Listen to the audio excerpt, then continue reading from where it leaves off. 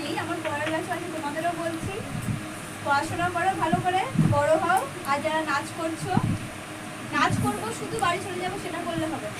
প্রত্যেকটা বলছি যে আমি নাচ করবো বাড়ি চলে যাবো। আজকে আমি এই জায়গায় কিভাবে এসেছি, আমি শুধু নাচ শিখেছি বাড়ি চলে এসেছি তার জন্য নয়। আমি জানি আমার শিক্ষার এখনো অনেক দরকার সকলেরই, যে শিক্ষা আমি একদিন নিচ্ছি আমার সারা মাসের শিক্ষা হয়ে যাচ্ছে সেটা না, যত বড় হবে শিক্ষার আরো প্রয়োজন।